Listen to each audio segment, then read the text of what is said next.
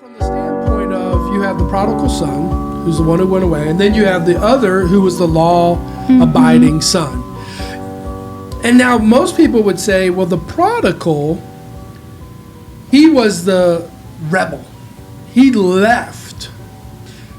And I question, did the prodigal leave because of the law son? Did the law son put a standard on the prodigal son that the prodigal said, I can't live up to this guy's thoughts on what I should be as a son, what I should be as a brother, how I should handle the land or the crops or stuff like that. Maybe the prodigal son was tormented by the law-abiding brother, and he's like, man, I'm out of here. I can't live to this standard. Hence, is that's what's happening with the church today. I love it because Jesus is telling the story. He says a man has two sons. And is that the church? Does the church have two sons? A law-abiding son who demands that you follow the law, and a prodigal son who's tired of the brother saying, you're not good enough. You're not doing that right. You need to do this better. You're a failure. You're not good enough. And so the son's like, man, I'm out. Now, here's what he didn't say. He didn't say when the prodigal left the father's house that he then lost his salvation. And actually, it doesn't even say that the father turned his back on him. Right. But what does the church say? The church says if you leave the house of God, the Lord will turn his back on you. But the prodigal story doesn't say that. So where are we getting this information from? Who's making that up? And I think it's from a standpoint of the law brother, right? So the law brother, then you learn later in the story, says, I've done everything you've told me to do.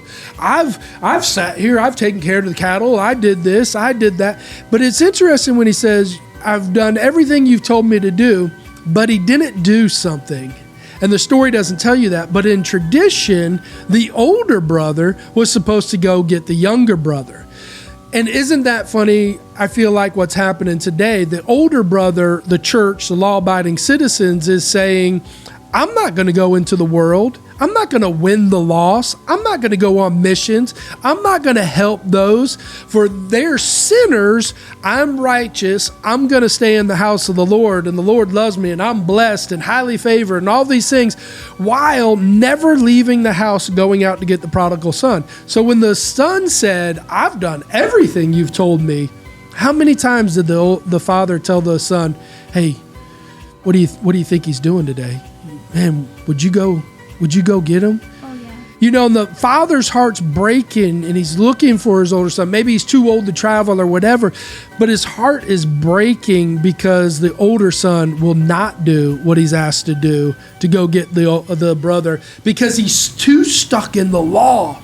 And even when the brother comes home, the brother doesn't understand why you're throwing a party for the prodigal, right? There's a vengeance of hatred that's happening in Christians and law-abiding Christians of saying, no, they're wrong, they're fake, they're this, they're that. And that's back to my first point where we opened up about grace and law. What happened to the prodigal when he came back? Given shoes, given a ring, given a coat, given a love, given a party. He received everything. It would be, I think what we think is, from the church standpoint of, he lost this, he lost that. He's already been in loss. He's already been in struggle. He's already been in confusion and stuff like that, trying to figure out who he is and what he is and where he is and all these things. But he received so much because of grace. And that grace came from the Father. And so then you got the law brother, and he says, well, you've never thrown me a party. And the dad literally says, I would throw a party anytime. I would do whatever you want. But because the standard of the law has kept him from receiving those things that the Father wanted to give him, that he never would open up to allow the Father to give him those parties or those things. And I think that's kind of where the frustration comes in, because we're so much like holding God to a standard of saying, when are you going to give me this back? When are you going to do this for me? When are you going to do that for me? Look at what I'm doing. How many times have we prayed for somebody and said, oh, they're a good Christian person. Oh, they believe in you, Lord. Oh, they're on the worship team, Lord. Oh, they have a ministry. Oh, Lord, they're so great and valuable. The Lord knows who they are. And when did the Lord